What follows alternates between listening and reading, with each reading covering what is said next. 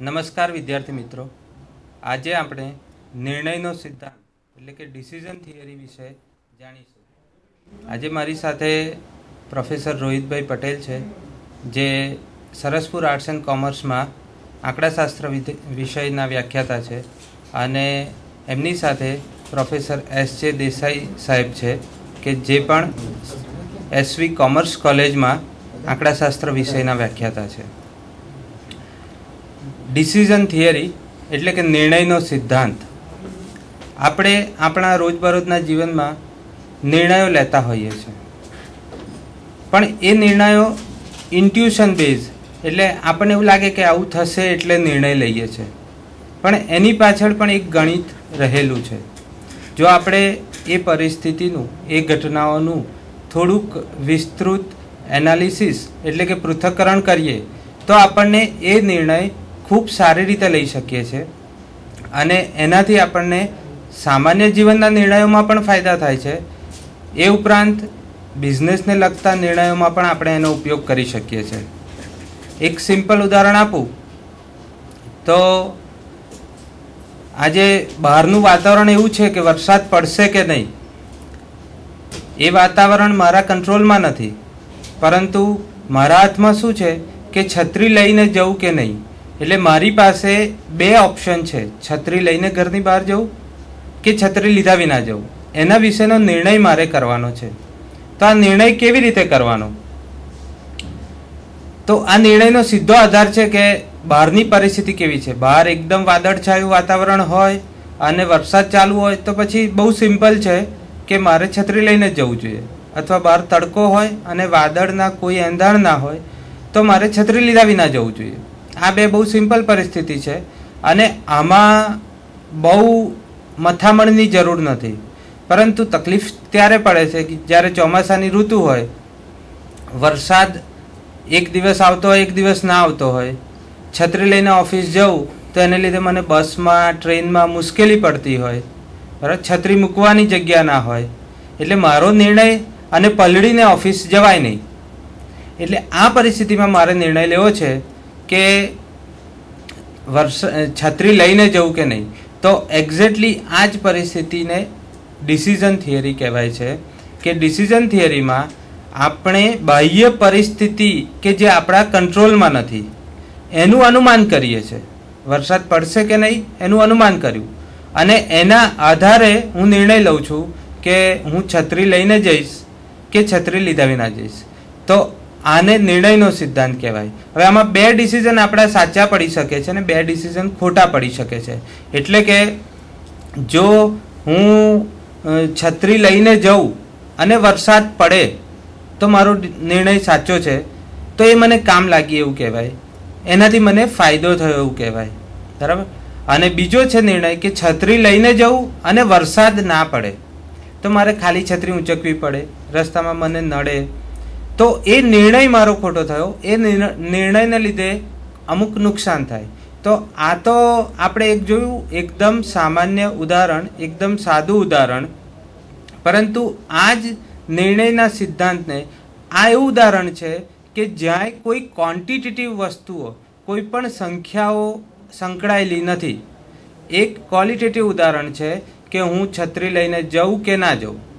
પરંતુ આપણે રોજબરોજની જે પણ પરિસ્થિતિઓ છે, દરેક પરિસ્થિતિમાં ઘણી બધી એવી ક્વોન્ટિટેટિવ વસ્તુઓ આપણી સામે આવતી હોય છે કે જેમાં સંખ્યાત્મક, એટલે સંખ્યાઓ આવેલી હોય છે, અને સંખ્યાના આધારે આપણે નિર્ણય લેવાના હોય છે. અને એ વખતે આપણને આ ડિસિઝન થિયરી વધારે કામ લાગે છે. તો હું મારા મિત્ર શ્રી રોહિતભાઈને વિનંતી કરીશ કે ડિસિઝન થિયરીના મેં આછો પરિસ્થિતિ એનો ખ્યાલ આપ્યો, હવે સંખ્યાત્મક બાબત ઉપર થોડો વધારે પ્રકાશ પાડે. મિત્રો, ડિસિઝન થિયરી વિશે વિસ્તૃતમાં આપણે બ્લેકબોર્ડ વર્ક કરી અને એના ઘટકો કયા છે, એનો નિર્ણય લેવો હોય તો કેવી રીતના નિર્ણય લઈ શકાય, વગેરે વગેરે બાબતો ડિસિઝન થિયરીમાં ઉપયોગી માહિતી બ્લેકબોર્ડ વર્ક દ્વારા આપણે શીખીશું.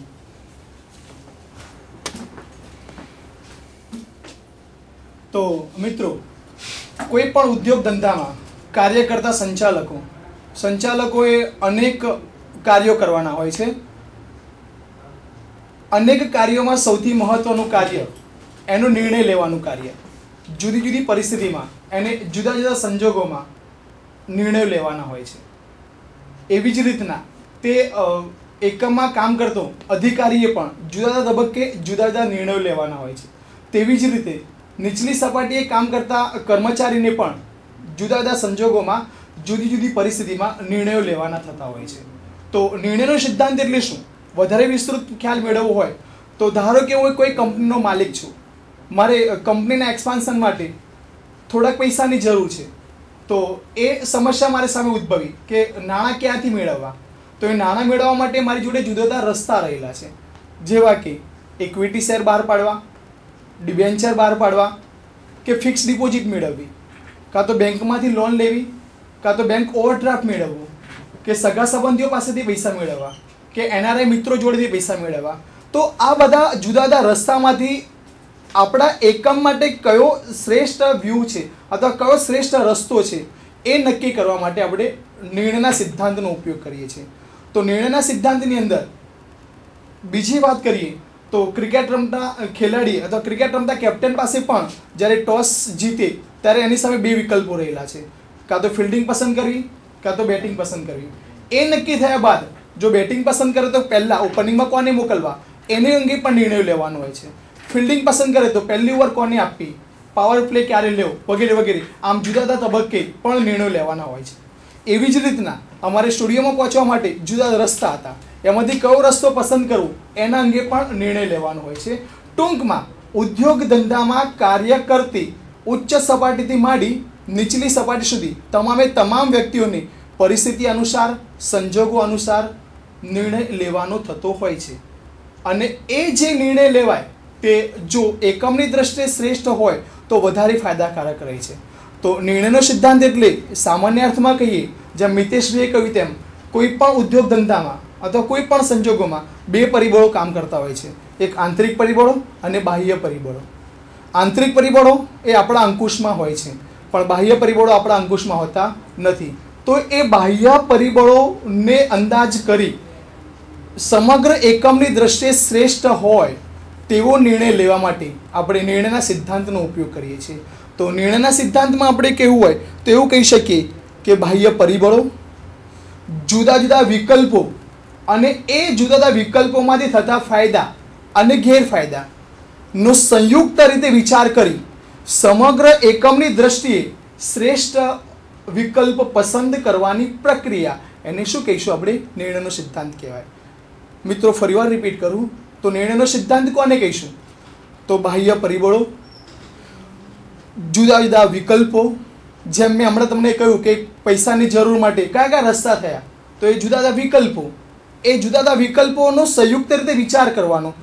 આ ડિબેન્ચર બહાર પાડું તો મને કઈ મુશ્કેલીઓ પડશે અથવા એમાંથી કયા ફાયદા થશે, ઇક્વિટી શેર બહાર પાડું તો એમાંથી કયા ફાયદા થાય, કઈ મુશ્કેલીઓ પડે, એ બધાનો સંયુક્ત રીતે વિચાર કરવાનો.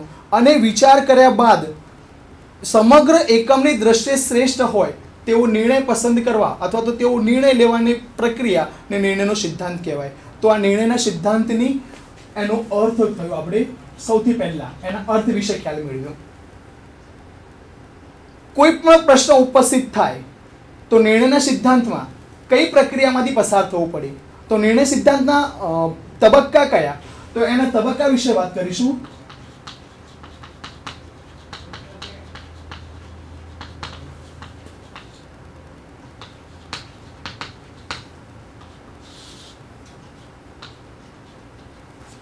તો મિત્રો, નિર્ણય સિદ્ધાંતની પ્રક્રિયામાં 5 બાબતોનો વિચાર કરવામાં આવે છે. સૌથી પહેલી બાબત, કોઈ પણ સમસ્યા, જે કંઈ સમસ્યા ઉદ્ભવી હોય એ સમસ્યાનો સ્પષ્ટ રીતે વિચાર કરવામાં આવે છે. આ સમસ્યાનો સ્પષ્ટ રીતે વિચાર કરવાનો એ માટે કે એ સમસ્યા વિશે આપણને પૂરેપૂરો વિસ્તૃત ખ્યાલ મેળવી શકાય. એ સમસ્યા શા માટે ઉદ્ભવી એ દરેક પાસાનો વિચાર કરવામાં આવે છે. એટલે સૌથી પહેલો તબક્કો, જે તે સમસ્યા ઉદ્ભવી એ સમસ્યાનો સ્પષ્ટ રીતે વિચાર કરવાનો, એટલે સમસ્યા અથવા પ્રશ્નની ઓળખ મેળવવાની. સમસ્યા અથવા પ્રશ્નની આપણે ઓળખ મેળવીશું. એ પ્રશ્નને બરાબર સમજ્યા બાદ એ પ્રશ્ન માટે શક્ય કયા વિકલ્પો રહેલા છે એ વિકલ્પોનો આપણે વિચાર કરીએ છીએ. એટલે બીજા તબક્કામાં આવશે શક્ય વિકલ્પોનો વિચાર.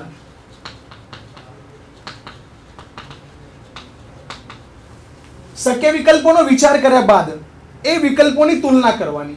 જુદા જુદા વિકલ્પો થયા. દાખલા તરીકે પૈસા મેળવવા માટે ઇક્વિટી શેર બહાર પાડવા કે એફડી ફિક્સ ડિપોઝિટ મેળવવી વગેરે વિકલ્પોનો સંયુક્ત રીતે વિચાર કરવામાં આવે છે. દરેક વિકલ્પમાંથી થતો ફાયદા અને તેની મર્યાદાઓ, તેની લિમિટેશન કઈ છે, તેમાંથી કયા આપણને એડવાન્ટેજ થશે વગેરે વગેરેનો વિચાર કરવામાં આવે છે. એટલે શક્ય વિકલ્પોનો વિચાર કરીશું. ત્યારબાદ શક્ય વિકલ્પોનો વિચાર કર્યા બાદ એ વિકલ્પોની ઇન્ટરનલ તુલના કરીએ છીએ આપણે, એની કમ્પેરિઝન કરવામાં આવે છે. એટલે વિકલ્પોનો તુલના કરીશું આપણે, તુલના કરીએ છીએ આપણે, એની સરખામણી કરીએ છીએ કે આ વિકલ્પને કારણે આપણને કયો આટલો ફાયદો થશે, આટલો નુકસાન થશે વગેરે વગેરે બાબતોની તુલના કરી. તુલના કર્યા બાદ ચોથા તબક્કામાં જુદા જુદા વિકલ્પોમાંથી એક કાં તો વધારે વિકલ્પોનો આપણે પસંદ કરવામાં આવે છે. એટલે યોગ્ય વિકલ્પની પસંદગી કરવામાં આવે છે. યોગ્ય વિકલ્પની પસંદગી. યોગ્ય વિકલ્પની પસંદગી કર્યા બાદ જે વિકલ્પ આપણે પસંદ કર્યો હોય કે સમગ્ર એકમની દ્રષ્ટિએ યોગ્ય ફાયદાકારક હોય તેવા વિકલ્પની પસંદગી કર્યા બાદ એ વિકલ્પનો છેલ્લે અમલ કરવામાં આવે છે. એટલે છેલ્લે આવશે અમલીકરણ. એટલે ડિસિઝન થિયરીમાં નિર્ણયના સિદ્ધાંતની પ્રક્રિયામાં આપણે જોવું હોય તો 5 તબક્કામાંથી પસાર થવું પડે મિત્રો. સૌથી પહેલો તબક્કો જે તે સમસ્યા હોય એ સમસ્યાનો સ્પષ્ટ રીતે વિચાર કરવો. વિચાર કર્યા બાદ એ સમસ્યા માટે શક્ય કયા કયા વિકલ્પો રહેલા છે એ વિકલ્પોની શોધ કરવી. વિકલ્પો શોધ્યા બાદ એમાંથી થતા ફાયદા અને મર્યાદાઓ, મુશ્કેલીઓનો વિચાર કરવો. એ વિચાર કર્યા બાદ સમગ્ર એકમની દ્રષ્ટિએ શ્રેષ્ઠ હોય તેવો વિકલ્પ શોધવો અને વિકલ્પ શોધ્યા બાદ એ શ્રેષ્ઠ વિકલ્પનો અમલ કરવો. અમલીકરણ. આ તબક્કામાંથી આપણે પસાર થઈએ તો યોગ્ય નિર્ણય લીધો એમ કહી શકાય. હવે આ નિર્ણય લેવા માટે આપણે તેના ઘટકો, એના કોમ્પોનેન્ટ, જુદા જુદા કોમ્પોનેન્ટ રહેલા છે એ કોમ્પોનેન્ટનો આપણે વિચાર કરીશું. તો નિર્ણય સિદ્ધાંતના જુદા જુદા ઘટકોની આપણે વાત કરીએ.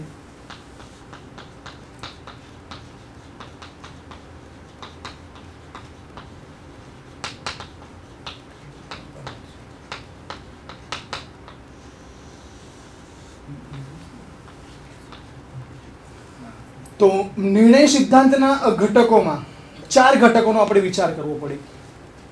4 કોમ્પોનેન્ટ. પહેલો કોમ્પોનેન્ટ વ્યૂ. તો કોઈ પણ સમસ્યા ઉદ્ભવી તો એના શક્ય અનેક વિકલ્પો રહેલા છે, અનેક રસ્તા રહેલા છે.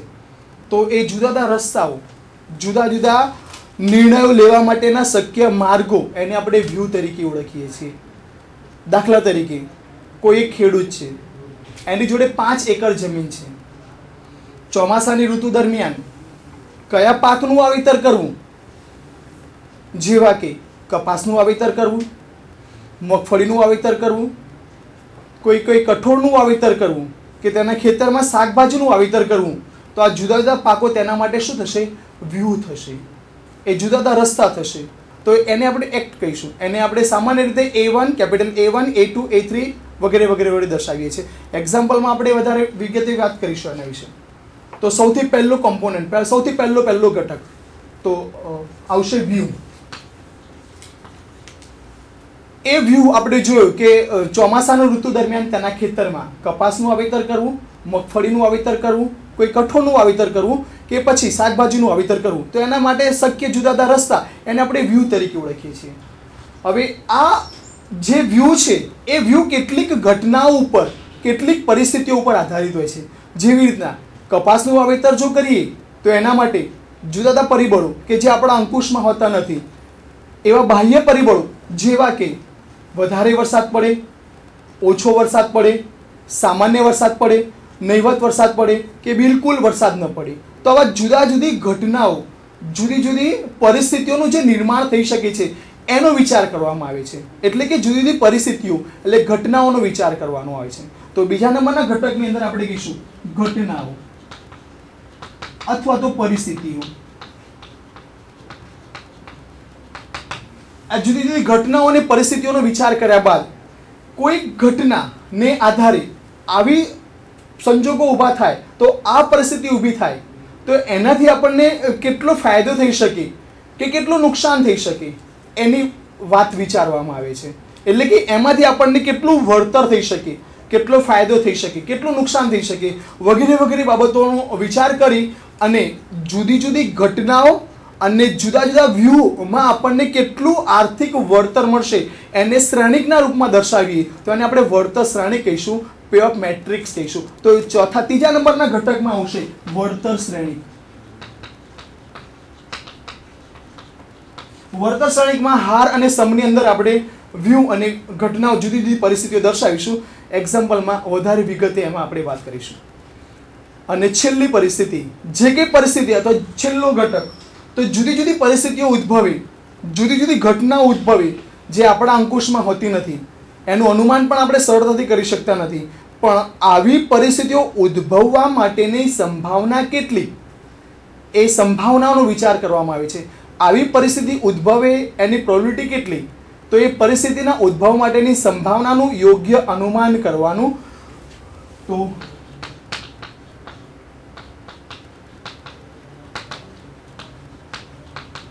સંભાવનાનું અનુમાન, તો પરિસ્થિતિના ઉદ્ભવ માટેની સંભાવના કેટલી રહેલી છે તેનો વિચાર કરવામાં આવે છે.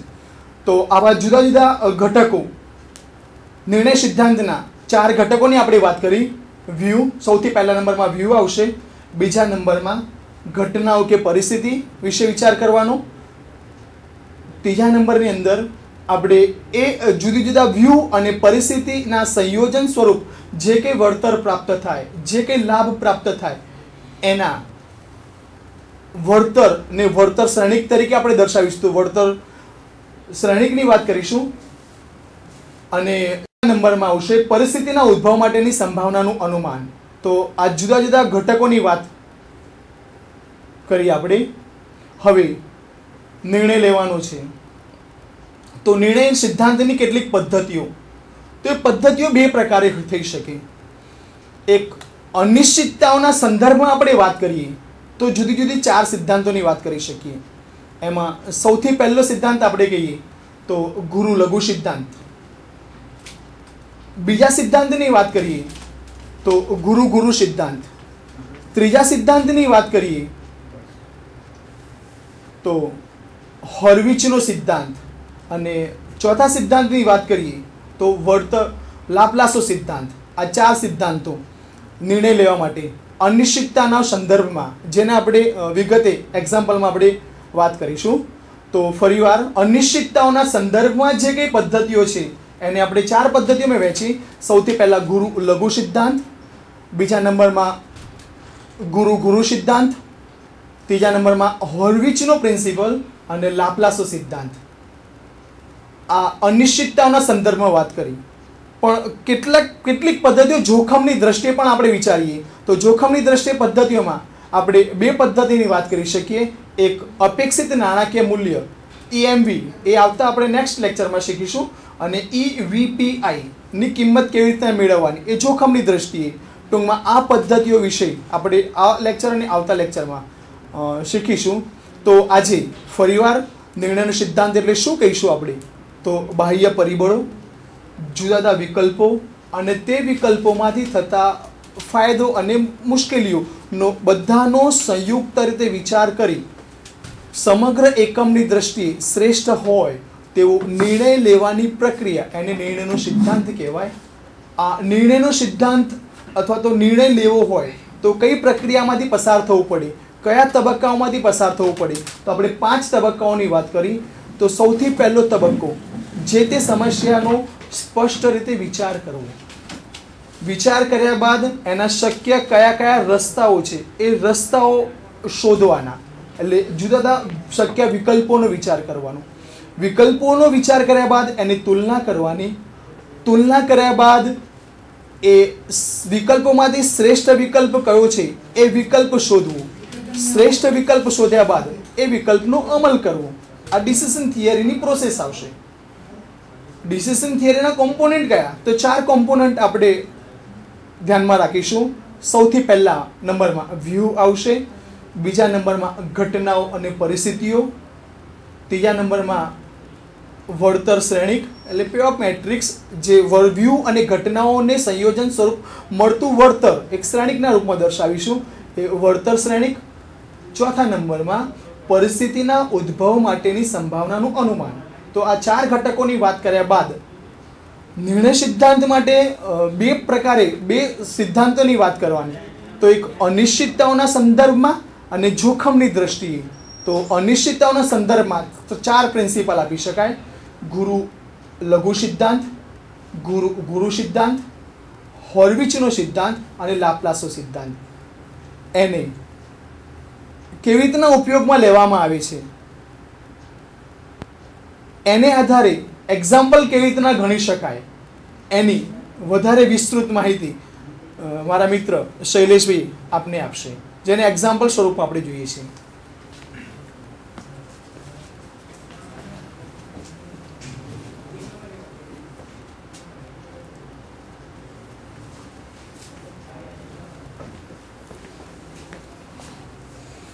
વિદ્યાર્થી મિત્રો, ભારત ખેતી પ્રધાન દેશ છે, એટલે આપણે આંકડાશાસ્ત્રની થિયરીનો ઔદ્યોગિક એકમોમાં તો ઉપયોગ કરીશું જ, તેમ છતાં હવે ખેતીવાડીમાં પણ આપણા અભ્યાસનો, આપણી આવડતનો, આપણી ગણતરીનો ઉપયોગ કરીશું કે જેથી વધારે ઉત્પાદન થાય. અને વસ્તી વિસ્ફોટ પણ ઘણો વધ્યો છે, એટલે ઉત્પાદન વધારવું એ પણ હવે જરૂરિયાત થઈ છે. બીજું, અનાજનું બિયારણની કિંમત, ખાતર, પાણી એ બધું પણ હવે મોંઘું થયું છે. તો એ સંજોગોમાં પણ ખેડૂતે હવે આશરે કામ ચાલી શકે એમ નથી. એણે પણ ગણતરી કરીને કઈ વસ્તુનું ઉત્પાદન કરવું એ ગણતરી કરવી જરૂરી બને છે. તો આપણે એક ઉદાહરણ લઈને આ વાત સમજીએ.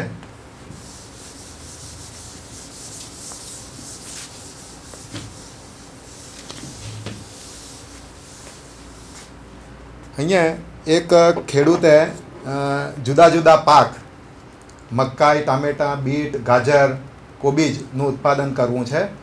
અને એને માટે જુદી જુદી પરિસ્થિતિઓ પણ ઉદ્ભવે છે. એ પરિસ્થિતિને આપણે હવામાન કહીશું.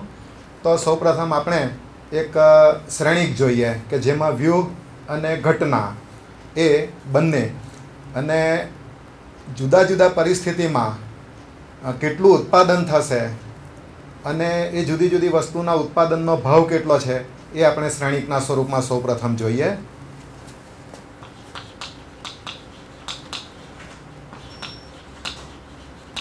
હવામાન એ ઘટના છે.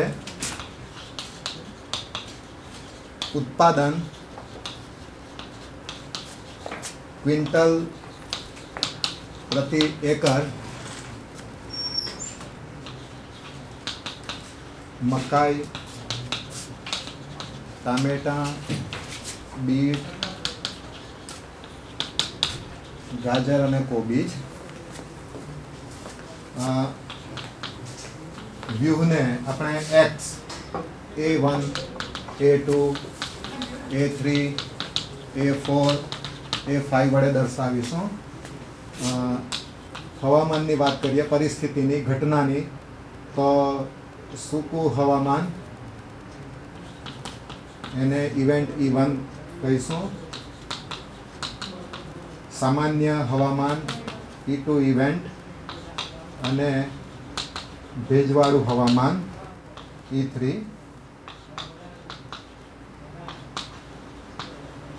આ જુદા જુદા ઉત્પાદનના ભાવો આપ્યા છે. મકાઈ કરીએ અને સૂકું હવામાન હોય તો 20 ક્વિન્ટલ એનું ઉત્પાદન થશે. એ જ રીતે મકાઈ સામાન્ય હવામાનમાં 35 ક્વિન્ટલ પાકશે, અને ભેજવાળું હવામાનમાં 40 ક્વિન્ટલ પ્રતિ એકર એનું ઉત્પાદન થશે. એનો ભાવ 90 રૂપિયા છે. આ પ્રમાણે હું બીજા અંકો લખું છું.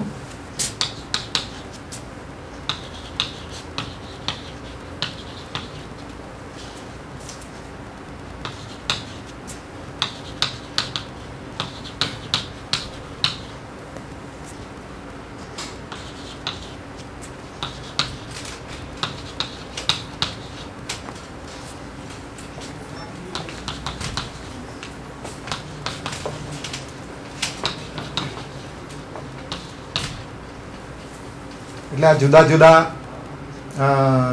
ઉત્પાદનો અને એના ભાવ, જુદી જુદી પરિસ્થિતિમાં ઉત્પાદનનું પ્રમાણ અને ભાવના અંકો આપ્યા છે. આપણા મારા મિત્ર રોહિતભાઈએ કહ્યું એ રીતે આપણે વળતર શ્રેણી કે જે સામાન્ય રીતે આર્થિક સ્વરૂપમાં હોય છે તો એની વાત કરીએ તો આ મકાઈ 20 ક્વિન્ટલ પ્રતિ એકર પાકે છે સૂકા હવામાનમાં અને એનો ભાવ 90 રૂપિયા પ્રતિ ક્વિન્ટલ છે. તો 1800 રૂપિયા ખેડૂતને મળશે, અહીંયા 3150 રૂપિયા મળશે, અહીંયા 3600 રૂપિયા, 1500, 3000, 3600 રૂપિયા, 1800 રૂપિયા, 2400 રૂપિયા, 3000,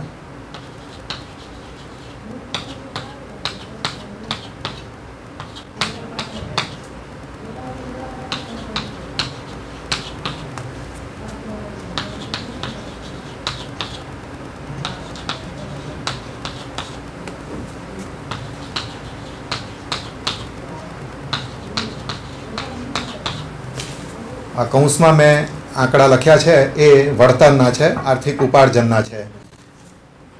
હવે એમણે કહ્યું તે રીતે 4 સિદ્ધાંતનો ઉપયોગ કરીને કયો વ્યૂહ પસંદ કરવો એનો નિર્ણય લેવામાં આવે છે. તો પહેલો સિદ્ધાંત ગુરુ લઘુ સિદ્ધાંત. આ સિદ્ધાંતને નિરાશાવાદી સિદ્ધાંત પણ કહી શકાય એમ છે કે ખેડૂત વિચારશે કે મકાઈનું ઉત્પાદન કરું તો મને ઓછામાં ઓછું, એટલે ઓછામાં ઓછાની એ વાત કરે છે, ઓછામાં ઓછું આટલું વળતર મને મળશે. ટામેટાનું ઉત્પાદન કરું તો ઓછામાં ઓછું આટલું વળતર મળશે. એ જ રીતે બીજા પાકો માટે, એટલે ઓછામાં ઓછા વળતરની વાત કરે એટલા માટે એને નિરાશાવાદી સિદ્ધાંત પણ કહેવામાં આવે છે. તો આપણે ગુરુ લઘુ સિદ્ધાંત પ્રમાણે ખેડૂતે કયા પાકનું ઉત્પાદન કરવું જોઈએ, કયો પાક પસંદ કરવો જોઈએ એની વાત કરીએ. તો સૌપ્રથમ લઘુત્તમ વળતરો શોધીશું. તો મિત્રો આ 1800 રૂપિયા મળે છે, અહીંયા 3150 રૂપિયા મળે છે, 3600 રૂપિયા મળે છે. તો ઓછામાં ઓછા એને 1800 રૂપિયા મળશે.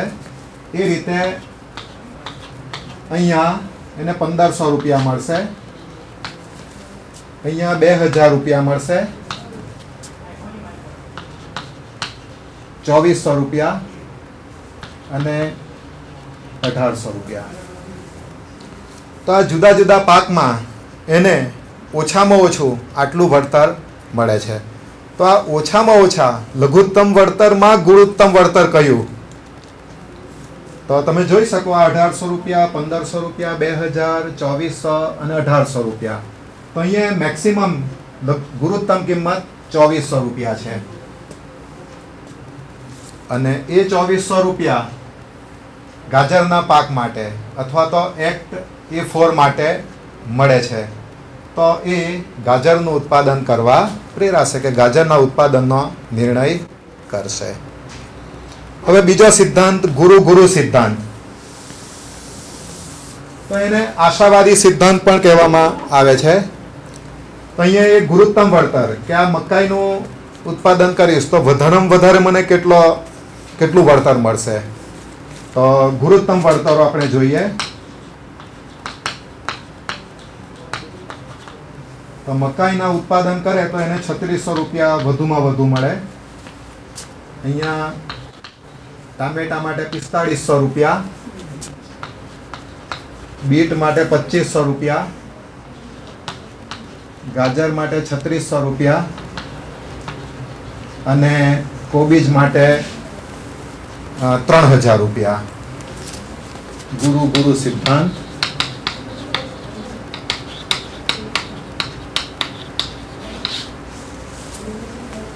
તો જુદા જુદા પાક માટે એને વધુમાં વધુ આટલું વળતર મળી શકે.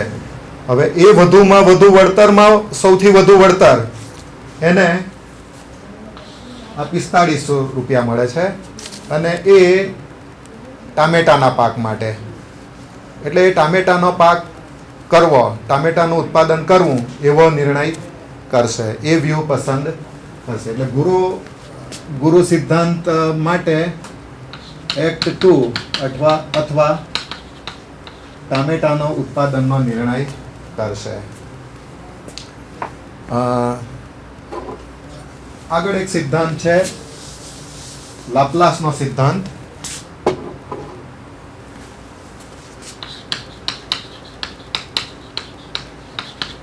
તો લાપ્લાસના સિદ્ધાંતમાં એ આ જુદી જુદી પરિસ્થિતિમાં જે વળતર મળે છે એ વળતરનું સરેરાશ વળતર એ ગણશે. તો અહીંયા તમે જાણો છો કે સરેરાશમાં શ્રેષ્ઠ માપ મધ્યક છે, તો એ મધ્યક ગણશે.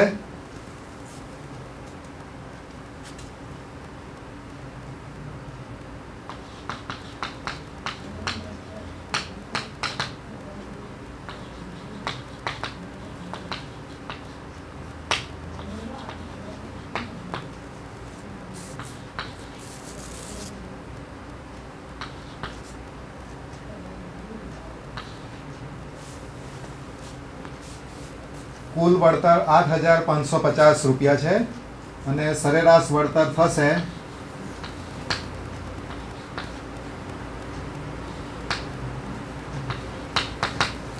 2,116.67 રૂપિયા.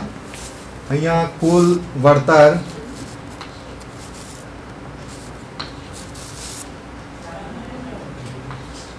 9,000 રૂપિયા. એટલે કે સરેરાશ વળતર એને 3,000 રૂપિયા મળશે.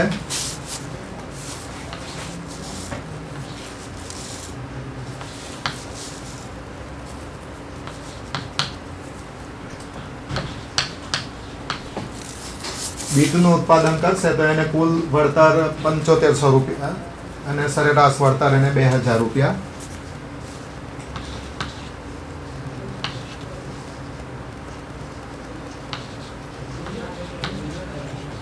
અહીંયા કુલ વળતર 9,000 રૂપિયા, સરેરાશ વળતર 3,000 રૂપિયા.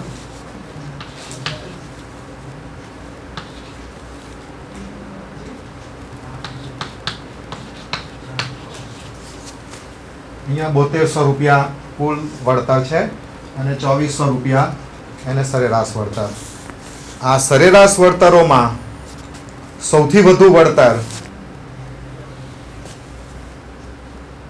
બે પાક માટે મળે છે. આ 3,000 અને 3,000 એટલે કે ટામેટાને માટે અને ગાજરને માટે.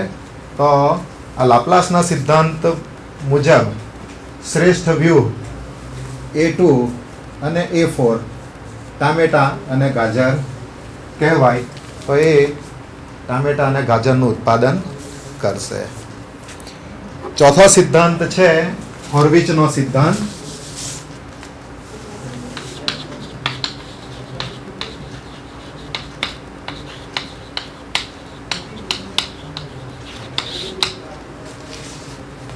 આપણે જોયું કે ગુરુ લઘુ સિદ્ધાંત એ નિરાશાવાદી સિદ્ધાંત, નિરાશાવાદી અભિગમ છે. ગુરુ સિદ્ધાંત એ આશાવાદી અભિગમ છે. તો આ હોર્વિચનો સિદ્ધાંત એ બે અભિગમનો સમન્વય કરતો સિદ્ધાંત છે. અને હોર્વિચના સિદ્ધાંત મુજબ અહીંયા આશાવાદી આંક એક આલ્ફા નક્કી કરાય છે. એની કિંમત 0 અને 1 ની વચ્ચે હોય છે. સિદ્ધાંત પ્રમાણે આપણે એક આંક મેળવાય છે. એ આંક આ રીતે મેળવાય છે. આશાવાદી આંક ગુણ્યા મહત્તમ વળતર વત્તા 1 - આલ્ફા લઘુત્તમ વળતર. અહીંયા આપણે ફરીથી લઘુત્તમ વળતરો અને ગુણોત્તમ વળતરો મેળવીને જુદા જુદા વ્યૂહ માટે મેળવીશું હોર્વિચના સિદ્ધાંત માટેની ગણતરી કરીશું. લઘુત્તમ વળતર, ગુરુત્તમ વળતર 1800 રૂપિયા અને આ 3600 રૂપિયા. લઘુત્તમ વળતર 1500 રૂપિયા, 4500 રૂપિયા, 2000 રૂપિયા, 3000, 2400, 3600 રૂપિયા, 1800 રૂપિયા અને 3000 રૂપિયા. હવે આશાવાદી આંક આલ્ફા બરાબર 0.4 લઈએ, તેથી 1 માઇનસ આલ્ફા થશે 0.6. હવે જુદા જુદા કાર્યો માટે આપણે h ની કિંમત ફોરવિચના પહેલા અક્ષર h નો આપણે ઉપયોગ કરીને આપણે આંકને h1, h2, h3, h4, h5 વડે દર્શાવીશું. h1 ની ગણતરી આશાવાદી આંક ગુણ્યા મહત્તમ વળતર 3600 વત્તા 1 માઇનસ આલ્ફા એટલે 0.6 ગુણ્યા લઘુત્તમ વળતર 1800 રૂપિયા.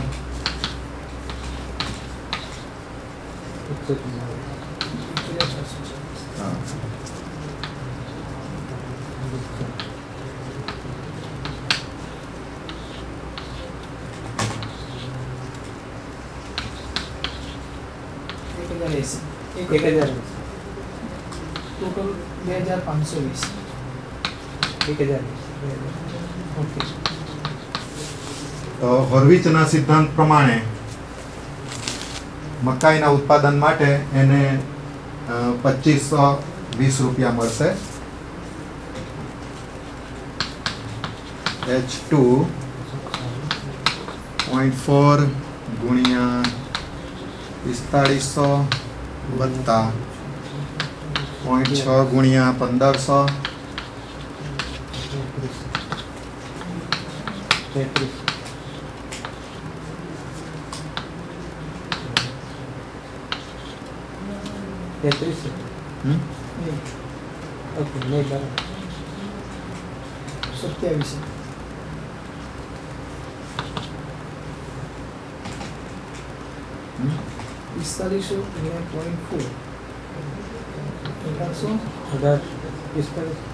ઉપર 1800 પહેલામાં 1800 0.4 મલ્ટીપ્લાય 0.400 1800 plus 0.6 multiply 1500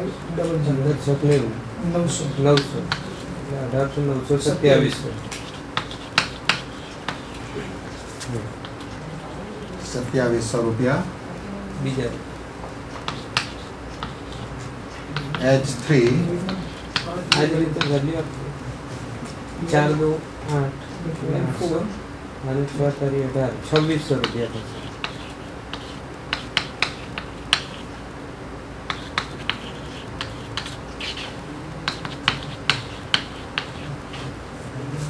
ત્રીજા વ્યૂ બીટ માટે 2600 રૂપિયા મળે છે. અને આ જ પ્રમાણે આપણે ગણીએ તો ચોથા વ્યૂ માટે કિંમત મેળવવાની, પછી જે હાઈએસ્ટ હોય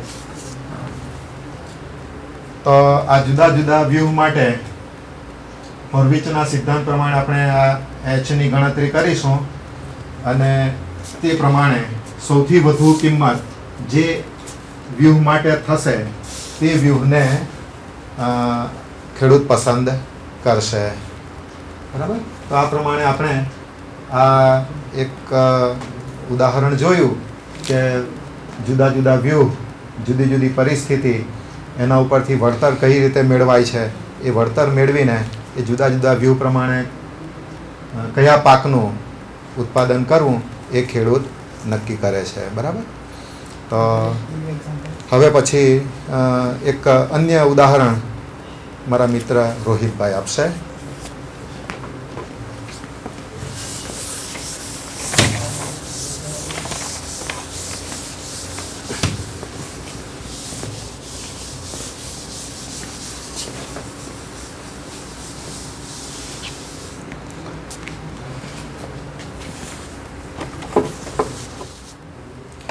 મિત્રો, દેસાઈ સાહેબે જે ખેડૂતનું ઉદાહરણ આપ્યું, પણ આપણે વિદ્યાર્થીની દ્રષ્ટિએ વિચાર કરીએ તો આપણો ધ્યેય સૌથી વધારે ને વધારે માર્ક્સ મેળવવાનો.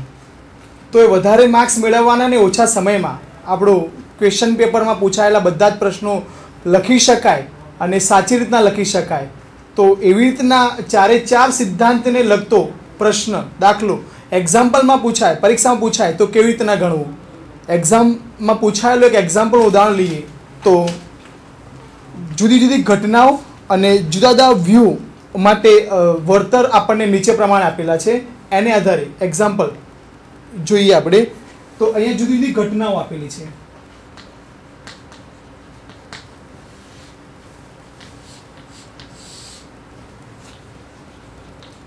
અહીંયા જુદા જુદા વ્યૂ આપેલા છે. ઘટનાઓ S1, S2 અને S3 જુદા જુદા વ્યૂ. એમાં આપણને capital A1, act A1, A2, A3, A4 અને A5 5 વ્યૂ આપેલા છે.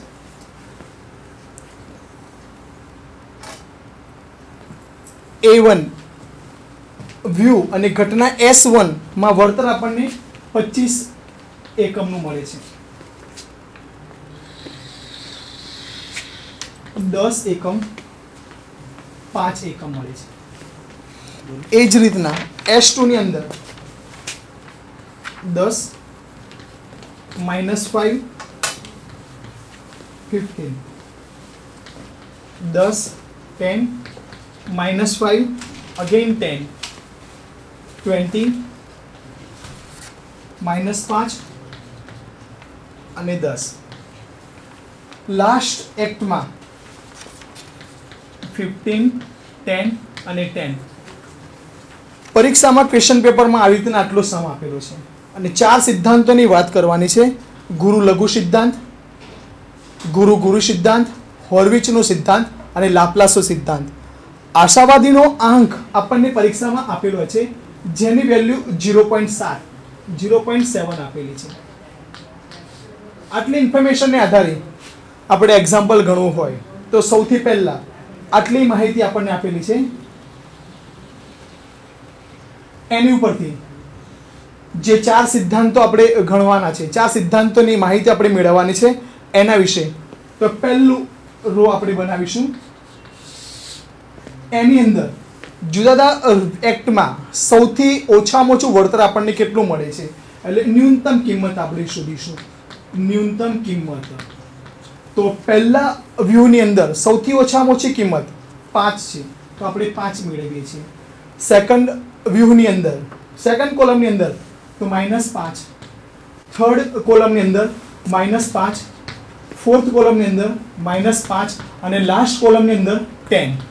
તો આ જુદા જુદા વ્યૂમાં મળતી નાનામાં નાની કિંમત થઈ. તો આ નાનામાં નાની કિંમત, ન્યૂનતમ કિંમતમાંથી સૌથી વધારે વળતર કયા વ્યૂમાં મળે છે? તો સૌથી વધારે વળતર 5 -5 -5 -5 અને લાસ્ટ વ્યૂમાં A5માં 10 એકમ આપણને મળે છે. તો આ લઘુત્તમ વળતરોમાંથી મહત્તમ વળતર A5 વ્યૂમાં મળે છે. તો આપણા પહેલા સિદ્ધાંત કયો સિદ્ધાંત હતો મિત્રો? ગુરુ લઘુ સિદ્ધાંત અનુસાર કયો વ્યૂ પસંદ થાય? તો ગુરુ લઘુ સિદ્ધાંત અનુસાર A5 વ્યૂ પસંદ થાય. તો પહેલા સિદ્ધાંતમાં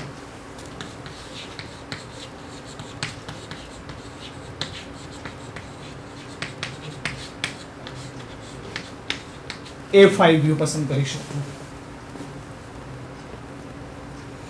બીજો સિદ્ધાંત, બીજા સિદ્ધાંત માટે આપણે હવે દરેક વ્યૂમાં આશાવાદી અભિગમ એટલે ગુરુ ગુરુ સિદ્ધાંતની વાત કરવાની. તો ગુરુ ગુરુ સિદ્ધાંતમાં જેમ આપણે અહીંયા ગુરુ લઘુ સિદ્ધાંતમાં ન્યૂનતમ કિંમતો મેળવી એવી રીતના ગુરુ ગુરુ સિદ્ધાંતમાં દરેક એક્ટમાં દરેક વ્યૂમાં મળતી મોટામાં મોટી કિંમતો શોધીશું, એટલે મહત્તમ કિંમતની આપણે વાત કરીશું. મહત્તમ કિંમત. તો મહત્તમ કિંમત પહેલા એક્ટમાં A1 માં મેક્સિમમ વેલ્યુ 25, સેકન્ડ એક્ટમાં 15, થર્ડ એક્ટમાં 10, ફોર્થ એક્ટમાં 20 અને ફિફ્થમાં 15. તો આ પાંચે પાંચ વ્યૂમાં મળતી મહત્તમ કિંમતો પૈકી સૌથી વધુ મહત્તમ કિંમત એ A1 માં મળે છે. કેટલા મળે છે? 25. તો બોલો મિત્રો, ગુરુ સિદ્ધાંત અનુસાર કયો વ્યૂ પસંદ કરવાનો થાય? તો A1 વ્યૂ પસંદ થાય. તો સેકન્ડ સિદ્ધાંત ગુરુ સિદ્ધાંત.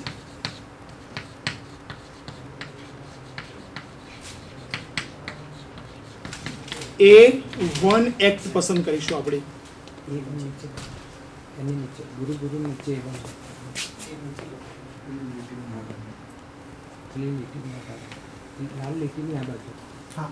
Okay right. ઓકે, ગુરુ સિદ્ધાંત, તો એમાં A1 વ્યૂ પસંદ કરીશું. હવે ત્રીજો સિદ્ધાંત લાપ્લાસો સિદ્ધાંત. તો લાપ્લાસ સિદ્ધાંતમાં દરેક ઘટનાની સંભાવના, ઉદ્ભવની સંભાવના સરખી છે એવું ગણવામાં આવે છે અને એના માટે તેની સરેરાશ કિંમત શોધવામાં આવે છે. તો સરેરાશ કિંમત શોધવા માટે સૌથી પહેલા આપણે દરેક વ્યૂ માટે સરવાળો કરીશું. સરવાળો મેળવીશું. તો પહેલા વ્યૂમાં આપણને સરવાળો મળશે 25, 10 અને 5, એટલે ટોટલ આપણને મળશે 40, 40.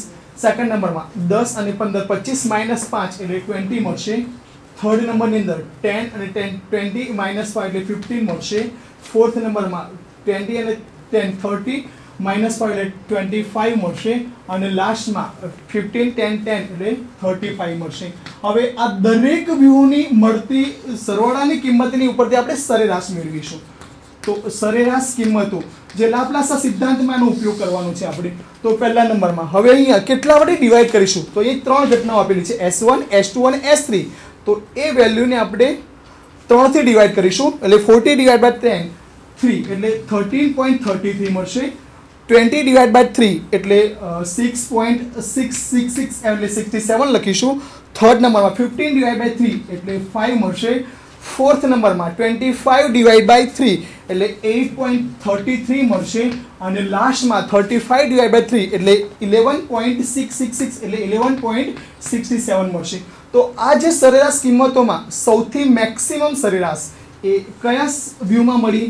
13.33 એ A1 વ્યૂમાં મળે છે.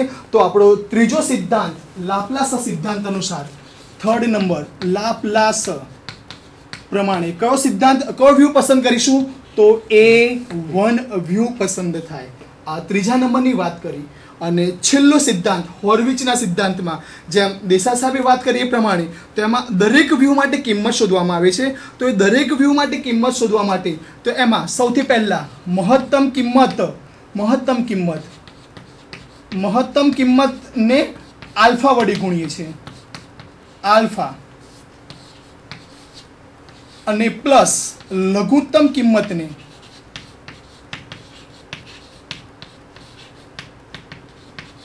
વન માઇનસ આલ્ફા વડે ગુણીએ છીએ.